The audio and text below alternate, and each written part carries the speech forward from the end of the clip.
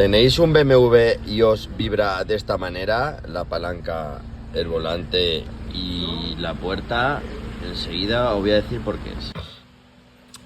Bueno amigos, continuamos con el vídeo. Como veis, la vibración se generaba porque el volante motor se ha roto y se ha descentrado sobre su eje. Como veis, aquí tenemos un espacio de unos 3-4 milímetros y aquí está en el mismo borde. Entonces, al no ir centrado, se echa para un lado, se carga para un lado y va descentrado. Y por eso provoca esas vibraciones. En vez de ir perfectamente centrado y no crear vibraciones, se carga a un lado, se descentra y empieza a ir así a descentrado, ¿vale? Así que ese es el problema que tenía este vehículo. No eran los soportes motor, ni los inyectores, nada. Era el volante bimasa roto.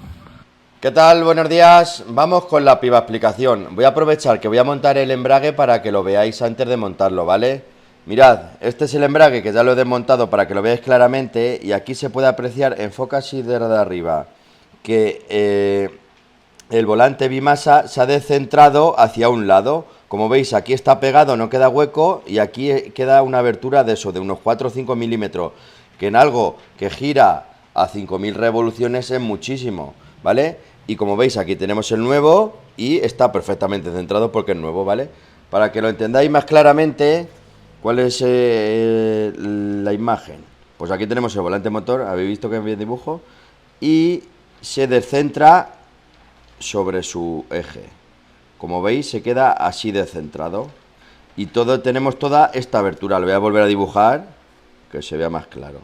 En vez de quedarse perfectamente centrado como debe ser, pues se carga a un lado, se desplaza a un lado, se queda así. Y le queda todo este hueco, ¿vale?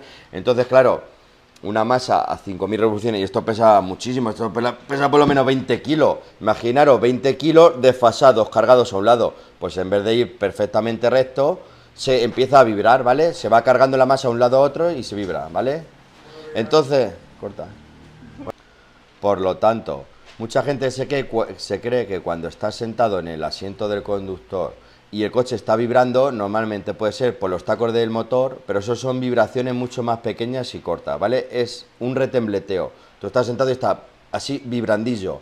Y esto lo que hace es así el coche vibrar. Tú abres la puerta del conductor, por ejemplo, o el pomo, que es como el vídeo que tengo, y está así. No está así una vibración corta y rápida, sino que más lenta y más continua, ¿vale? Entonces, esa es la diferencia entre tener los tacos de motor o los fallos de inyectores, cuando dice cabezar motor, pero es un traqueteo más inestable y va a trompicones, ¿ves? ¿Sabes? Es un retembleteo mucho más alternativo e inestable. Entonces, los de las tres vibraciones normales, resumen: vibración muy pequeña y corta, retembleteo, de vibrar así las piezas del coche, soporte motor. Retembleteo inestable y trompicones, así retemblando el coche de forma alternativa inestable.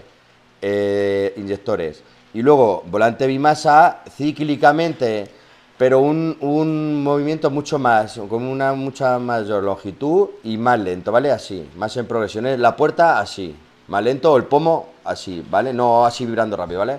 Así que aquí tenéis la deducción. Venga, un saludo de Talleres Piva.